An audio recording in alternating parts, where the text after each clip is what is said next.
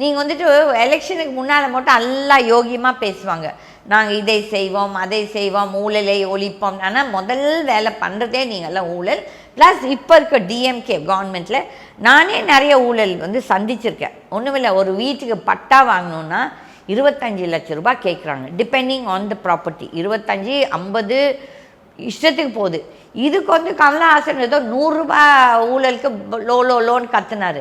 அப்போ அந்த கமலஹாசனுக்கு மனசாட்சி இல்லையா? அப்போ போய் அவங்களோட கை குலுக்கும் போது ஐயா இந்த சினிமாக்காரங்களும் சரி, இந்த அரசியலுக்கு வருது ஒரு சிலரும், அவங்க அந்த பதிவில் உட்கார்ந்தப்புறம் அவங்க பேசுனதெல்லாம் மறந்துடுறாங்க.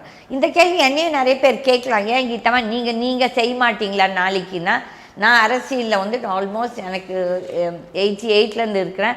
யாருன்னா ஒருத்தர் என்னை கீதமா நீங்கள் எங்ககிட்ட இந்த காசை வாங்கி எங்களை ஏமாற்றிருக்கீங்கன்னு சொன்னேன்னா நான் வேணால் ஏமாந்துருப்பேன் ஒருத்தரை நம்பி. பட் நான் யாரோட பணத்தை வச்சு சொத்தோ எதுவுமே வாங்க, எனக்கு இருக்கிற சொத்து எல்லாமே எங்கள் அப்பா கொடுத்தது, எங்கள் அப்பா இதுலேருந்து எனக்கு வந்தது. ஓகே, ப்ளஸ் நான் சம்பாதிச்சது.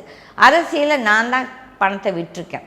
அதே நான் எதுக்கு இந்த கீதா டிவி நடத்துகிறேன்னு கூட நான் சொல்லணும். இந்த பீரியடில் என்னென்னா, இப்போ சவுக்கு சங்கர் அவரோட சவுக்கு மீடியா சேனலில் நான் இனிமேல் நடத்த மாட்டேன், எங்கள் வீட்டில் அவங்களுக்கு பாதிக்கு இருக்குன்னா இது அவர் முதலே யோசிச்சுருக்கணும், இதெல்லாம் வரும்னு சொல்லிட்டு.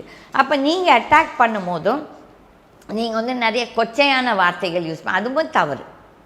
தட் இஸ் இப்போ ஒருத்தருக்கிற ஒரு சிலர் பிராமின்ஸ் பார்ப்பனர்கள் அதுவும் தவறு. என்னென்னா அவங்க ஒரு கம்யூனிட்டி, வெவ்வேறு கம்யூனிட்டியில் இருக்காங்க. ஒவ்வொருத்தரும் திட்ட ஆரம்பித்தானா அப்போ ரணகளை தான் நடக்கும். நாட்டில் ரத்தம் ஆறு ஓடும். அதில் அந்த ஒவ்வொருத்தருக்கும் அந்த ஒரு சகிப்புத்தன்மை ஒன்று இருக்கணும். அதே மாதிரி மதம் ஜாதி மொழியை பற்றி பேசவே கூடாது.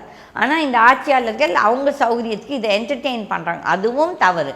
அதே மாதிரி இந்த அரசியல் கட்சிகள் யார் யார் ஊழல் பண்ணி ஊழல் கட்சிக்கு சப்போர்ட் பண்ணுறாங்களோ இவங்கள் எல்லாருமே அழிக்கப்பட வேண்டியவர்கள் தான். இது வெகு சீக்கிரத்தில் நடக்கும் என்ற எனக்கு ஒரு நம்பிக்கைன்னா, நான் கடவுள்கிட்ட டெய்லி வேண்டிக்கிறதே இந்த மாதிரி இந்த அயோக்கியர்கள் எல்லாம் நீ அழிச்சுன்னு சொல்லிட்டு நடக்குது.